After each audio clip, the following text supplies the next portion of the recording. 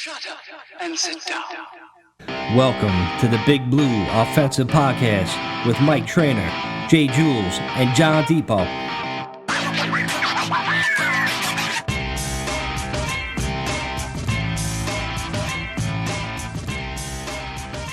This meeting is being recorded. What's up, Giants fam? Welcome to the Big Blue Offensive Podcast. Shout out to you guys for listening to our draft special the other night. For those that listen, I've seen a lot of you listen. I don't know how you listened for 4 hours of complete nonsense of us, me and Jules getting hammered and John with his extracurricular activities. So it was a fun night. It was a long night. It was a great first round. And I know a lot of people, John, I don't know if you've seen this on like social media, but a lot of people was getting on Joe Shane's dick about rounds 2 to 6. Did you see that? I did. It goes to show how fleeting fandom is sometimes. And like Joe Shane could have walked on the fucking Hudson River, walked on water in the eyes of Giants fans Thursday night. And then the next day, because they drafted a wide receiver that people didn't realize and wasn't the popularity contest that the Mel Kipers and Todd McShays are talking about. Now all of a sudden he's Gettleman 2.0. That was true. It just that was true. Yeah, I could imagine that. But I mean, overall, man, I just, as a Giants fan, in 10 years we made the playoffs once. I mean, obviously I was coming off of 2 Super Bowl victories, so it's an easy 10 years when you consider the 4 years before that you won 2 Lombardis. Anyways, it's been annoying to watch the Giants play, and it's just nice to have a draft that you can pinpoint. We needed an edge rusher, and we got an edge rusher that potentially could be an elite, perennial Pro Bowl, perennial All-Pro level pass rusher. Yep. And then what else do we fucking need? We need another fucking tackle that can go out there and dominate. And what did we get? Potentially the best tackle on in the entire country. A monster. A 6'7", 350 6'7" and 5'8". He makes Andrew Thomas looks like Arnold from Different Strokes. Like it's amazing. It's insane. How you gonna I think I tweeted out this before, John, like a couple of days ago or yesterday. You know how Barkley, when he runs the ball, he likes to bounce to the outside. Now he's got 2 fucking monsters that he could bounce and fucking take it to the house. You don't think that fucking like appeals to like, besides Daniel Jones, obviously, but a guy like Barkley, I don't think a lot of people talk about that. I think they forget about our 2018 Offensive Rookie of the Year. But But like just getting back to the draft, like, we talked about the first 2 picks on Thursday night, but let's be real. Like, any GM would have drafted those 2 guys the way it just magically fell into our laps. After the 2 corners went, it was a no-brainer. You're going to take Tibbs there, and you're going to get your pick of a tackle, like, between Neal or Ickey. And it just so happens, like, I did want Neal, so I'm glad Carolina picked Ickey. But listen, any GM could have made those moves. It would have been fucking, even Reese would have made those moves, or Helen Keller. And Helen Keller's like blind, deaf, and dead. You know what I'm saying? So it was pretty easy. To quote the great Dave Gettleman, what did he say about drafting Saquon? He's like, my mother could have made that evaluation. Yeah. You know what I mean? It was the same thing. Any novice could have said, "Oh, pass rush, offensive line, great. Let's get those 2 guys." It was very, very easy. Then once you get past that, then it now becomes more complicated because you can't just consider what you've been told as a fan for the last 3 or 4 months from all these pundits. Yeah. You have to consider what your team views the player as, both as an actual player on and off the field, his health concerns, and all health concerns, and then also, and what might be one of, if not the most important, one of the top 2 or 3 most important things, that particular player is fit within the scheme that these coaches intend to run. Right. So not every player can just be like, okay, I'm going to take all the wide receivers in the draft and I'm going to rank them 1 through 100 or however many it is. And then for any team in any situation, that's going to be the big board. That's just not how it works, especially not at the top of the draft. When you're talking 2nd, 3rd, 4th round guys like that, you're only more likely a hit on the pick if you pick somebody who's going to be more fit to what you're looking to do with your scheme. I think a lot of people forget that. I mean, obviously you're talking about day 2, Friday, round 2, pick 43, Wan'Dale Robinson. Now wide receiver out of Kentucky. And listen, I've seen him play. I know who he was. I've bet on college football like crazy. I was always watching Kentucky games for some reason. I did win a parlay when he took it to the house one day. I was like, yeah. And so but if you're looking on our board, people's mock drafts that we all see, but even guys that we watch in college that think oh my God, he was available or he was available. I know a lot of people were on Dean's dick, and Dean went to Philly, our fucking nemesis. But there was guys there that I preferably wanted. So now I just got to be like, hey, I got to, sure, people could criticize that. I've seen it all over social media, and I get that. I totally get that, because we're kind of used to, no joke, in the past couple of years, we've seen Dave Gettleman get these guys like Aziz and McKinney in the second round. And then we've seen this kind of move, and you're like, it's a head scratcher. But the more I think about it, the way that first round and the second round, the way the wide receivers were falling, John, it was fucking nuts. I never seen so many wide receivers go. Multiple teams, like a handful of teams, traded up to get wide receivers. In the last few years, the wide receivers have been getting drafted super high, just increasingly more each year. But this year is, it was almost as if it was more so. I think I've seen more trades this year for wide receivers, more trade ups for wide receivers this year than maybe the last 2 or 3 drafts combined with teams trading up to get quarterbacks. Mm-hmm. And just this year alone with wide receivers, there was 4 different trade ups, 5 different trade ups, and the team ended up picking a fucking wide receiver. It was wild. Yeah. It was wild. Very strange. Maybe that's what, maybe the Giants had other players ahead of Robinson, but they were just so worried about not being able to get their guy that they did take him early. Maybe that's how it went, because once you see, it's how like you said, when the quarterbacks start going, all of a sudden, then the next quarterback got to go, then the next one got to go. It starts like that, that kind of effect, Yeah, it snowballs. Yeah. So yeah, snowballs. But listen, I'll be happy if he's fucking, scoring touchdown, and he's probably Sterling Shepard's eventual replacement. Let's be honest. I think, Shepard's obviously is hurt every year. This is probably his last season. And I think he kind of fits in with him, Tony, Galladay, and I think Slayton's probably out of here within the next couple of weeks. So I think he's gone. So we had to get one anyway. But moving on, our third round pick on Friday, pick 67 overall. This is one of the few we got. We went offensive lineman, Joshua Ezeudu, guard from North Carolina.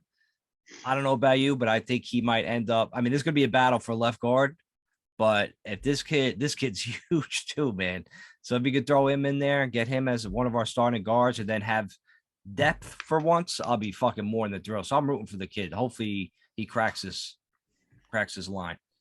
When it comes to interior offensive linemen, and we talked about it all this pre-draft process, and any podcast you listen to, any of these talking heads or whatever, offensive tackles, you want to draft really, really early. You want to try to get the best one possible. But when it comes to the interior offensive linemen, I think people like to wait, late first rounds, second round, stuff like that. Maybe even third round if it just happens to kind of match up that way. So I don't know that this kid's got the same Pro Bowl caliber as as you would hope, like drafting a Will Hernandez, like a player like that, top second round. I don't know if he has that in him, but I've said it multiple times in this podcast. You need 2 really good linemen, 2 good linemen, and an okay lineman, and you're fine. So all he needs to be is okay. When you have 2 top 5 picks, or top 7 picks, as your bookend tackles, and they're 23 and 24 years old, or however young they are, 22 and 23, whatever they are. Youngest team. Especially we might have the youngest tackle combo in the entire fucking NFL now at this point. Yeah. So when you have that, if they can live up to who their kind of draft pedigree, you don't need any of the other three guys to be, all pros. You just don't. You just need them to be good guys. If this kid can grow, God let him fucking snatch the job up at left guard right out of training camp, and kind of grab the bull by the horns and have a great first season. Obviously, we'll all sign up for that. But you give this kid make him the swing guard, so to speak, the backup guard on either side to start off. Maybe he wins a job. Someone gets injured somewhere along the season, and then maybe next year he wins it. Any of those different circumstances with a third round pick, you could get yourself a heck of a guard for the next handful of years and that spot in the draft. So hopefully this Azidu kid who's a monster, like you said, he turns into that, because that would be fucking sick to have, from one draft, you have two of those guys back to back like that. That'd be sweet, man. Especially like with these, like, listen, we're going to have rookies starting our offensive line. Giants fans, they're going to struggle at times. There's going to be some mistakes, but let's not fucking panic. Let's give them some fucking time. All right. So the next pick in the third round, we were saying in the third round again, we go cornerback, which we needed from LSU, Cordell Flott. Versatile LSU, man coverage, can play slot corner if we need it. But don't forget, we got both Darnay Holmes and Aaron Robinson on the squad that like to play nickel. Definitely, it keeps open the door that Bradbury stays.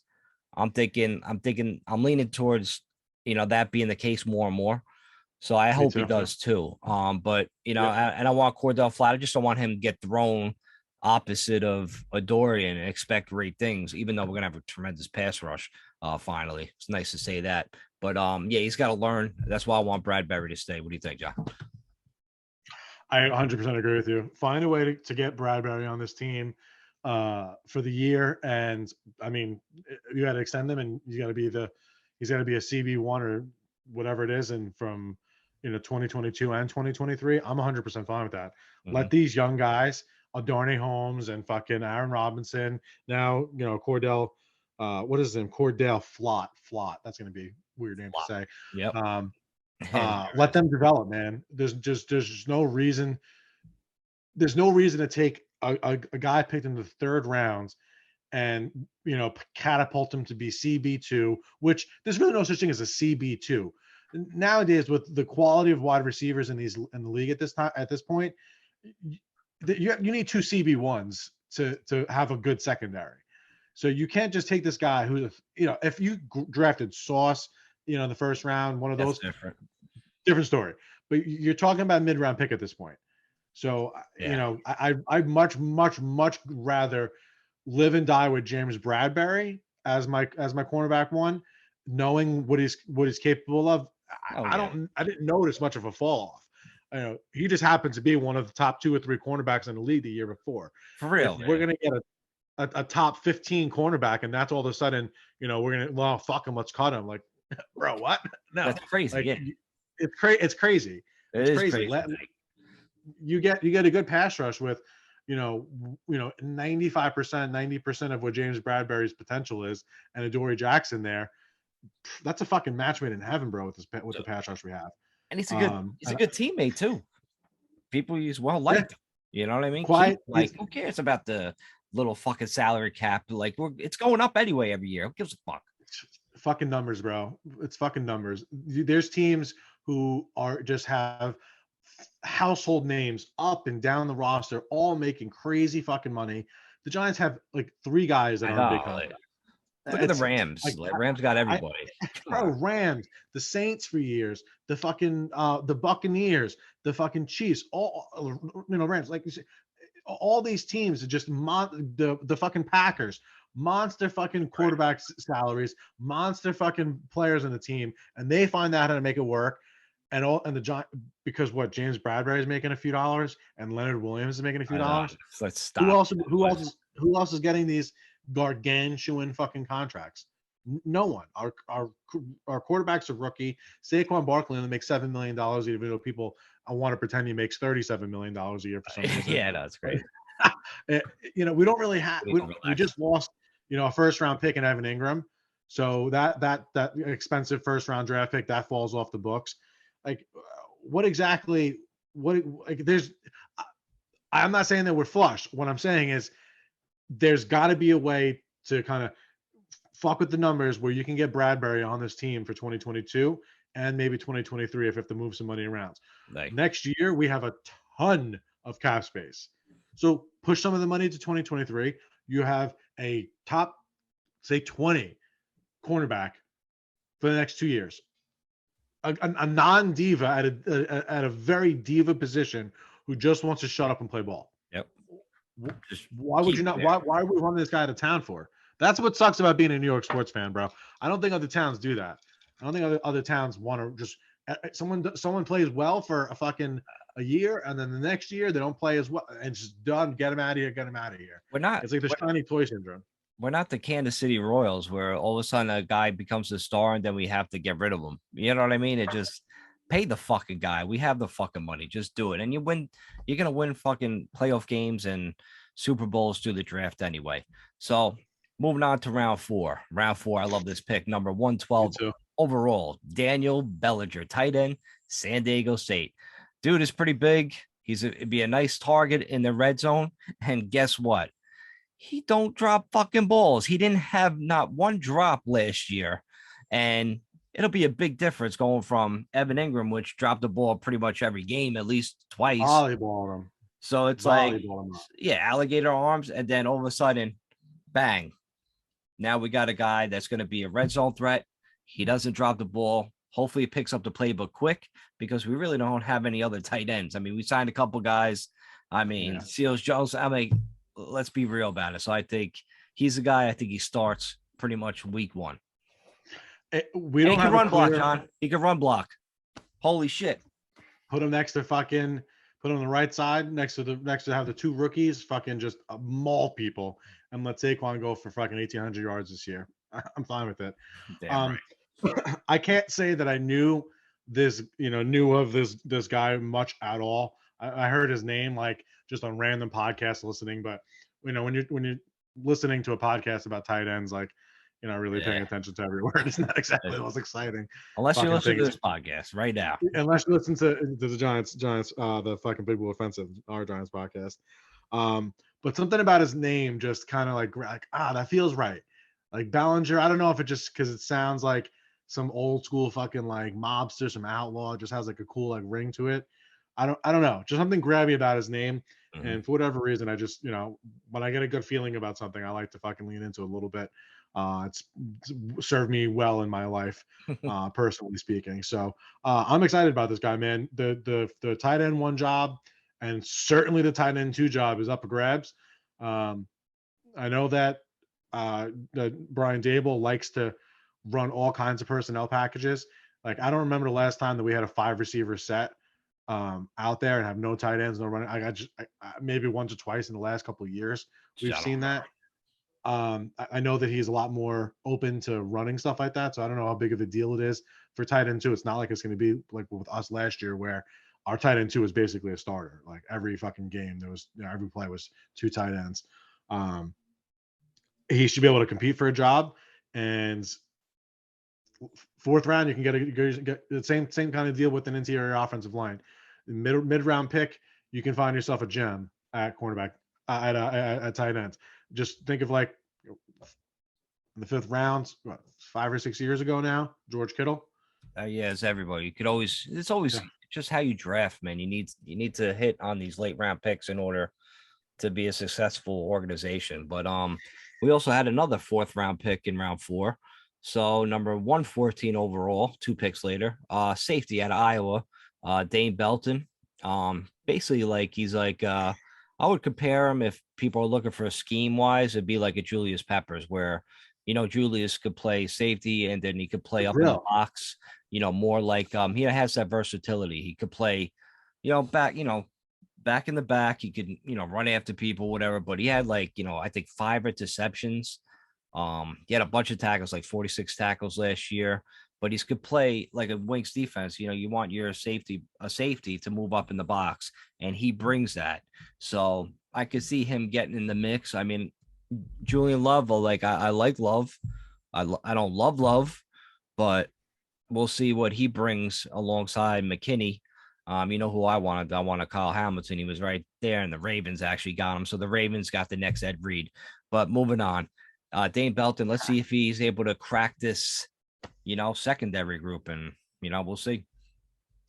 He'll definitely. I mean, he'll crack the group. I don't know that he's going to be a starter. I could see them, Julian Love and Xavier McKinney being the starting safeties.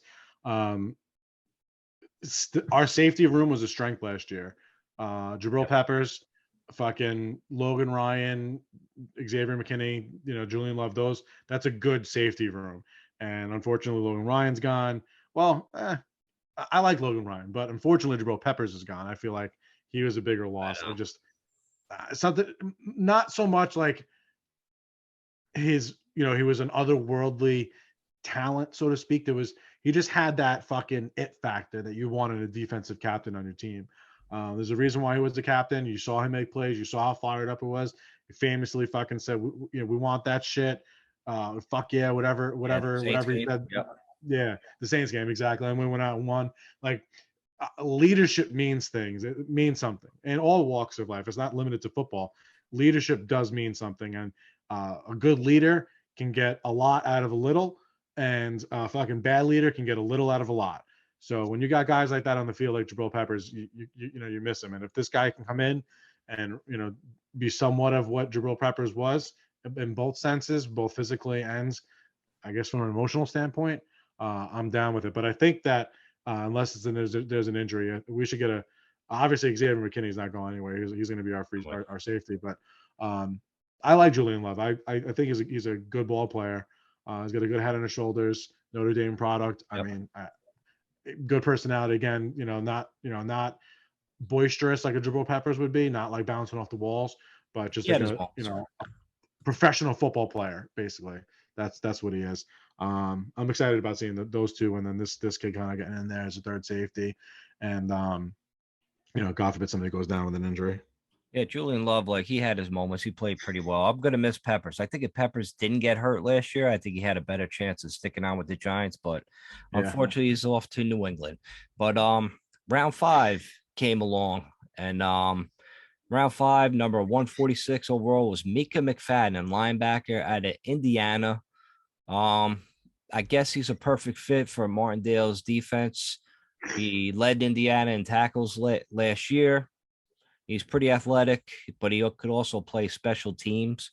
So I think that's how he makes a team, obviously. And we are thin at linebacker, so we got another piece. We definitely are thin at linebacker. We want to go into the season assuming Blake Martinez is going to be as close to 100% as possible. And by the looks of, you're seeing pictures of stuff and of him getting around, like there's no reason to expect him not to be, maybe not 100, but 90, maybe by the time the season starts, 100%. We like Tate Crowder. CJ Brunson's okay. But past that, we don't really have a lot to kind of fall back on at the linebacker position. So you take a swing on a guy. When you get to the 5th rounds, you're not only drafting for specific needs that you have, but you are also drafting somebody who's going to be your player in your special teams. So if he can play special teams, he'll keep himself on the roster, keep himself in the coach's eyes, and hopefully he can ball out a linebacker next to Blake. Yep. Well, the next one, and we had another one. We actually have 2 more in round 5. Our next one, number 147 overall, was DJ Davidson. He's a defensive tackle, Arizona State.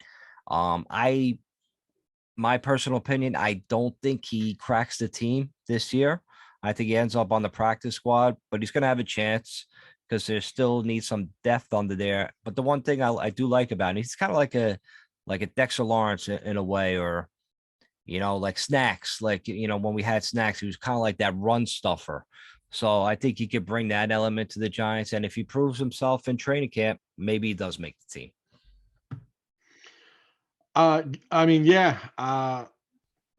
You got Dexter Lawrence and Leonard Williams up there. We just picked up Dexter Lawrence's 5th-year option. Like Leonard Williams getting, he's getting paid.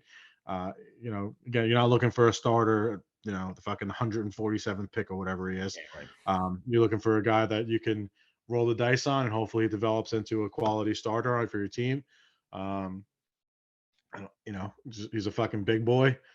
Throw him in there. Give the guys a rest. Is what's his name? Austin Johnson,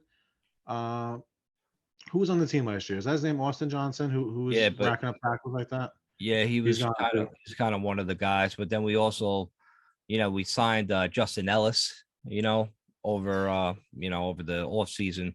So he'll probably be priority over that. He's probably the guy that's why I said I think he might take Davidson a little bit to crack the code. Austin Johnson's now with the Chargers. Yeah, he went there. I thought he went to Patriots, but Chargers, that's not a bad place for him. Chargers He's from Jersey. He grew up in Jersey, Galloway, New Jersey. Jersey boy left us to fucking move to the West Coast. What a surprise! Fucking Jabril Peppers, our other Jersey boy, he's gone too. They're all leaving. All right, so our third pick in 5th round is number 173 overall. It's the other guard from North Carolina, Marcus Mckethen. So Giants pretty much doubled down on getting the North Carolina guards. This dude, he's definitely be way behind the other guy, but this dude is 6'6". He's 340. I mean, maybe he's a project worth having around. Maybe he could provide depth one day. Like I said before, I don't think he's the guy that cracks this rotation. I think he probably ends up on the practice squad too, because there's no way he's going to beat out, Joshua Azudu, so it'd be impossible for that to happen. But listen, you got to get these guys late. You got to coach them well. You want to build something. You're trying to coach these guys to become, ball players for your team. So hopefully we have the right coaching staff to do that. And not a bad pick. I mean, why not get another guard, man? We're signing everybody, offensive lineman, guard. It's a little ridiculous. I think there's 9 new ones on this squad. So somebody got to make this team better. Yeah, man. I mean, like we say, when you get to this deep in the draft, you're, like they say, the NFL is a developmental league. They don't have a G League. They don't have a AAA farm system to kind of develop their players. Your head coach, your coaching staff develop the players. So you got to get a guy like this in there, these late round picks, try to find a way for them to progressively get better. And, you can hope and pray that you just get some gem who, somehow in the first season starts and all of a sudden ends up fucking, becoming a conversation piece, around the league. It's a gamble. God bless. What happened? It's a gamble. It's roll the dice. Yeah. What it is it's getting like a $3 scratch off. Happy birthday scratch off for your fucking whatchamacallit. You're not saying that that's going to be your income and how you're going to pay your mortgage from the fucking your birthday scratch off. But hey, listen, if you win fucking $50, all right, man, go get yourself a nice lunch. Yeah, you know what I mean, that's basically what it is. Word up. When you get this late, it's just it's just part of the deal. But we just gotta text some Jules. I think he's officially not coming on. It's officially. Happy birthday, Jules! Yeah, birthday. Yeah, shout out. Yeah, he's probably getting hammered. Probably went out for happy hour, so I figured he wouldn't make it. Even I was trying to give him different times. What about 9:15? What about 10:15? So he's getting smashed somewhere. So happy, I think 55th birthday, Jules, or something like that. I don't know. He's getting up there, man. He's an old man now. Don't drink too much, Jules. You got work tomorrow. But our last pick of this draft, round 6, number 182, guy I like pretty much, Darren Beavers. I can't wait till he started and I get to yell Beavers at my fucking television on a fucking Sunday. Who doesn't like a giant beaver? Who? Yeah, everybody loves a fucking giant beaver. Come on, man. Oh man. I mean, listen, with like you said it before, John, with Blake Martinez coming back from ACL and Tate Crowder not, being pretty much a lock. Beavers could get in there, man. He's a blitz heavy guy, and you know what Martindale likes to blitz. He's like, get after that fucking big ass Beavers, and let's hit that. Let's hit it hard. Let's hit the Beavers hard. That's it.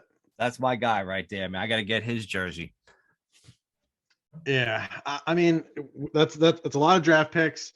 Obviously you kind of you look at it round 1, round 2, round 3, round 4, round 4, round 5, round 5, round 6. Pretty, that's they were able to figure out ways to address needs all over the roster. There's promising players that they drafted mid and late rounds. And then again, where we focused a lot the last 20, 30 minutes about, the guys that we're not going to see a ton of this year, or most likely won't see a ton of. But at the end of the day, when you look back on the 2022 draft, it should be looking back on how this new regime was able to fix the pass rushing problem that this team has had and the offensive line problem this team has had since we hoisted the Lombardi last in 2012. So if, Evan Neal and Thibodeau can go out there, live up to their pedigree, bro, none of these other players are going to matter. You're not going to remember their fucking names. They all turned into something. Yeah, right. God fucking bless. But if none of them turn to anything, and those two guys are in the Pro Bowl every fucking year, Joe Shane, they'll build a fucking bridge in his name. Yep. There'll be 22 bridges in Manhattan. No doubt about one that. from MetLife right to the fucking World Trade Center. The Joe Shane Bridge. Please, that would be so great if that happened, man. We can't keep going through GMs and coaches every 2 years. It's gonna drive me insane. It's gonna put me in a fucking mental hospital because I won't be able to fucking take it anymore. But Bro, I want to root for guys. You know what I mean? Yeah. Like, it's the whole point. Like, I it's not just about like the NY logo and the Yankees. Like, I want Aaron Judge to be a fucking Yankee for life. Like, I'm a fan of him. Like, seeing him come up and like, the way he carries himself and all. Like, young guys, I want to be a fan. Mature. Yeah, like I want your homegrown guys. Like even Anthony Rizzo, just like he's not a Yankee. He goes into the Hall of Fame in his career. He's going in as a Cub. Oh, yeah, hell yeah. We fucking rattled off a dynasty the next 3 years while he's on the team. Fucking great. Yeah. But the reality is, like, if ever he was, he was in, he's in a home run Yankee. But I want to be a fan of players. I want them to be around for a while. Like, bro, I was born in 87. Derek Jeter came out in 1995. So I was 8 years old. From when I was 8 years old to when I was almost 30, fucking Derek Jeter was like every single day in your house, like Derek Jeter, Jorge Posada, like they were fucking family members. You know what I mean? Eli Manning, 16 years. That's half my fucking life that I was a conscious conscious human being. Eli Manning was on Sundays at 1 o'clock and then at 4:30 at a bowl of pasta for fucking 5 months out of the year, 4 months out of the year, fucking my entire life, like half my fucking adult life, half my life. I would love to. I don't want to keep going through this. I want to look back on 8 years of having Joe Shane and Brian Daboll. Like, I want to root for these guys. I want to root for these players long term. I don't want to fucking turncoat because he dropped one pass and I want Evan Ingram off the fucking team. Like, I don't want that. I want these fucking guys to be Giants, to be fucking great, win a trophy or two over the next 10 years as a regime, and that you'll be fucking kings. Yeah. It'd be nice if these guys stick around. We could root for something like that. Jorge Posada, hip hip, Jorge. That's the fucking greatest, man. Man, bro. We need another like dynasty or just like a consistent Giants team where they just win. They're over 500. They're making the playoffs, or they're just missing the playoffs, or they're getting to the fucking NFC Championship game, or they're getting to the Super Bowl. We need that back. We need that momentum going forward, man, because it'd be good for not only for us fans, it'd be good for like the whole NFL, man. And just quick shout out to Dave Gettleman for giving us, Tony, the 7th pick, which is Evan Neal, our tight end, and Aaron Robertson. So that's for Justin Fields. That's a hell of a steal. And then guys like, Barkley and Jones, which a lot of people haven't talked about in this draft. They didn't get any of those two guys replacements. So they're probably high on Daniel Jones and Barkley, no matter what we hear from some certain fans and some certain media members. And then, we got pieces, now Andrew Thomas, don't forget, Gates when he comes back. Then you getting you sign guys like Kenny G, Adoree Jackson, Blake Martinez, so Leonard Williams. I mean, Dex, Aziz, it's crazy what our pass rush now between Aziz and Tibbs and Leonard Williams and Dex. That's a nasty fucking front four, man. So you got to give credit to the pass guy for getting building blocks. Sure, he had his mistakes. He fucked up a lot. He didn't fix the offensive line. Now we fucking get like a whole new offensive line, and it's really something to be excited about. So definitely the things like starting to change. So let's not all knock Joe Shane for rounds 2 through 6 yet. Let's give it to at least training camp before you maniacs keep going fucking insane. You guys are killing me. So you got like the pessimistic Giant fans on there and the optimistic Giant fans on there. I'm always optimistic. So you're going to see me like, yo, he's going to be great. You know, he's going to win fucking 10 Super Bowls. It's fucking healthier to be, it's healthier to be optimistic than it is to be pessimistic. When you're pessimistic all the time, you're just looking for fucking bad shit to happen. You're going to find it. Exactly. And sometimes when heard that, Jules? Fucking, it's a human problem, bro. It's just the way some human beings are wired. You know, and listen, it could be PTSD too.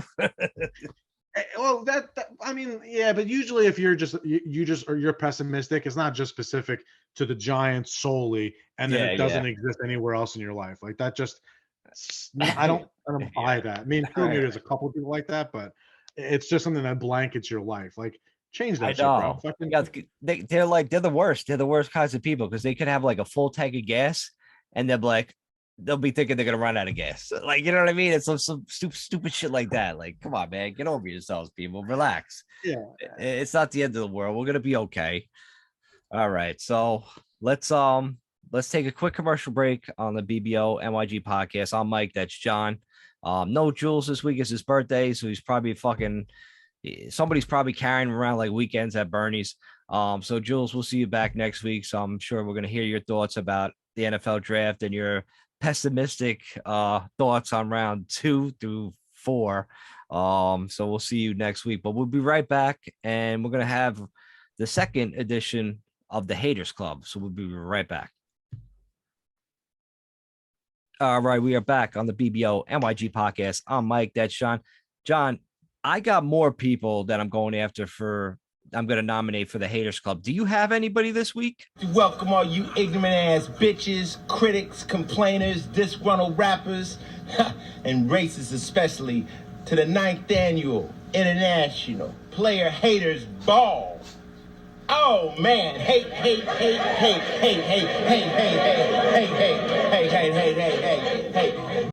I didn't mean I didn't forget to ask you. I do. Where I gotta just scroll. I should have wrote down his name, but he keeps fucking tagging me and shit. So I knew he would be somewhere in my Do you want to wait till next week, or do you want me to go and then, or you want me to go now and then you could try to find them? I'm scrolling. Yeah, you started off and then I got it.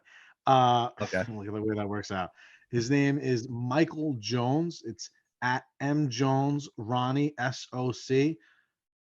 Sucks off and cock. I think that's what that last part stands for. He just for the last 3 months or so, he just anytime anybody mentions Dave Gettleman, so Warren Sharp or one of these assholes, he just tags me. Gettle guilty, all these like stupid fucking things.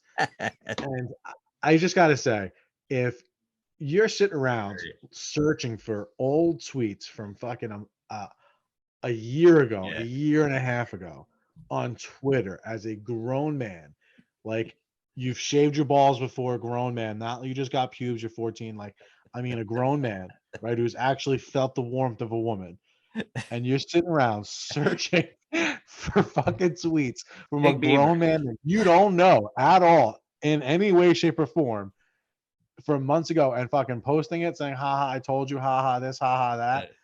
The fucking joke is on you, bro. The joke is on you. I'm not hung like a moose, but you got a baby dick if you're doing that shit, man. Like little fucking hangover fucking 3 in Bangkok, fucking baby dick. Oh, man. So, yeah, shout out to him for being introductory into the Haters Club. Is that it, John, with that guy?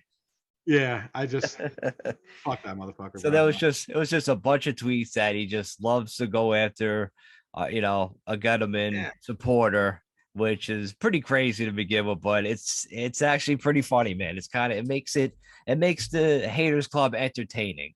So now I'll give you a couple guys that came after me. Hate and debate. Hate. So this is my tweet. This is going back from 2020. Okay. And my point exactly. Right. And of course, so this is me. I might have been a little off on this one. So here's my tweet. The DG haters, which Dave Gettleman haters, need to be a bit more merry this year. The man was part of Super Bowls. I think he knows more than you and the rest of the haters. Imagine if you were the fan of the Browns, Dolphins, or Bengals that never win shit, you would jump off a bridge. All right. That was my tweet. So now all of a sudden, this guy, Truck, comes after me at Truck1223. He's like, this didn't age well. All right. Thanks, Truck. And then Momo in the same fucking thread at Maurice424. He's like, oof. And then another guy, Harry, at WHP1991. He said, Mike, including the Bengals in that week, DG defense was just so perfect.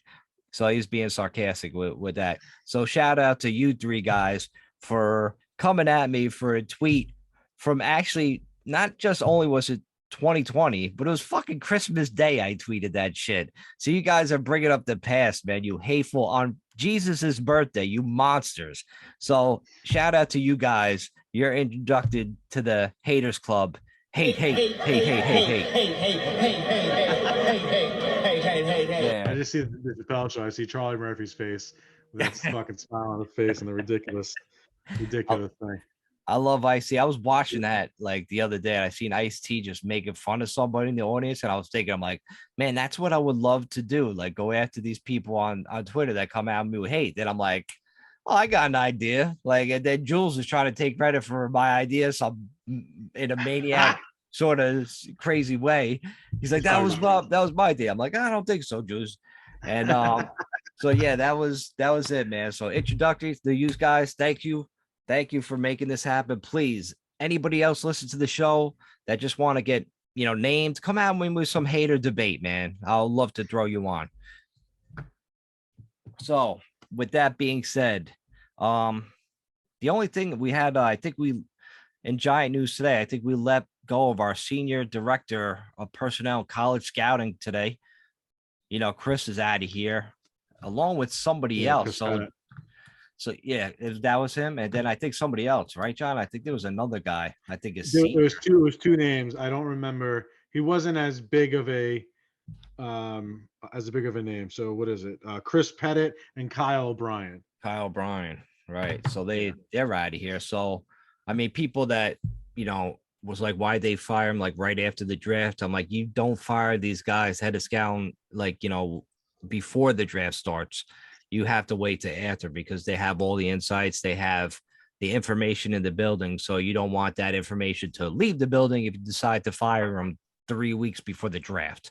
So you had to keep them around and you had to evaluate them. So maybe they weren't doing such a great job, or maybe Joe just wanted to have other people that he trusts more and in that building because, these guys weren't his guys. So like, you kind of like, when you take over that range, you want to, clear house. So, nothing bad against those guys. Chris was part of, a couple Super Bowls, so whatever, sometimes you just got to move on in life. Yeah. I mean, it's so like, if you can't put together that they are firing them the day after the draft because they didn't want them to go and tell fucking people what they were aiming to do, like you're going to give away states. You're going to let the guy out so he can go ahead and give state secrets away, completely ruin your entire chances of having a good draft. I couldn't believe why people were asking that question. Everybody's like, why'd they get fired now? Why? I'm like, what the fuck? Don't forget about it. These guys are nuts. Mike, I'm telling you, bro, I fucking made a conscious decision a couple months ago. I was like, you know what? This shit it just makes me mad. Yeah. I work mad. Yeah. Just fuck these fucking stupid people, bro. I'm gonna listen to some funny shit. I'll listen to the guys that I like just so I can be a little bit informed. I'll bullshit with you guys on fucking Tuesday and Monday nights, whenever we record. and I'll watch the games on Sundays. Fuck these assholes on Twitter. And I feel so much better. I lost weight, bro. I'm not even are you fucking kidding, man? We're fucking being on Twitter. You know, it's funny. Like when I was at the gym, I was like, if I was gonna hyped up to go bench, go work out, instead of like, I used to listen to like Rocky music. I put on some Rocky. Instead of that, I just read mean tweets directed at me, and then it gets me fucking pumped up or stupidity about Giants, and I lift more weight. So, bro, that's facts, bro. There's been many crazy. a workout I've sat there, fucking did a set, answered a motherfucker in some fucking aggressive way. Right. I went back and forth through the entire course of a fucking 40-minute workout. Yeah. It's fucking like, I guess whatever it takes to get you in the gym. Yeah. But I can't say that I'm experienced for that. Your fingers had more of a workout, probably just press the button too hard, like you motherfucker, fuck you. Yeah, I'll tell you, there's some people out here you just want to go after. I think we're gonna have to talk about that 27 kid next week, because he came after the Big Blue Offensive podcast at a tweet last week. So maybe we're gonna nominate him in a haters ball next week. Apparently they're going around saying he's like a racist now, which is crazy. Oh, really? Yeah. Terrific. Yeah, you gotta read something. Every dog's got their day. Yo, my man, some dude, like, he pulled his tweets from, like, because his stick is going after old tweets and shit. So some motherfucker pulled tweets from like 2010. He was talking about like going to calculus class and stuck behind an Asian driver, and he was so upset. Like it's just fucking fantastic, man. It's just, I love when the people get the taste of their own medicine. Like it just, what goes around comes around, man. You put that fucking receipts out in life, that shit comes back. But we'll save that for next week. But John, before I go, I just want to give a couple shout outs to the undrafted free agents that the Giants signed. There's a few guys. We got, guy from a DB from Kentucky, Corker is his name. I'll call him Corky if he makes a team. We got a couple of offensive linemen. This is the guy I was looking at, Nebraska tight end, Austin Allen. I think he has a decent shot to make the team. I kind of like his game. And there's another LSU quarterback that we got, Darren Evans. So maybe that little connection. Hey, we drafted 2 North Carolina offensive guards, and we drafted a LSU corner. Well, let's sign another LSU corner, man. Bring these guys in from the same college. So these guys must have went around. They must have scouted these guys. So shout out to them. I was hoping that the Giants would sign Carson Strong, quarterback. But, he went to Philly, like I said before, it fucking sucks. But listen, we didn't sign any quarterbacks. So we're going with that room with Jones, Tyrod, and Davis Webb. And it doesn't look like that's going to change. Running backs, we signed a couple free agent running backs, but, that's hit or miss. They basically won't make the team. So I think our team might be pretty much set going into training camp. Well, I mean, the roster building portion of the off season is nearly complete at this point. You got a 90-man roster in the off season or whatever, 93, 90 man, whatever it is. Yeah, I'm sure they have 80 something on the roster right now. So you're going to get, a few more guys here and there, some late free agents and stuff like that.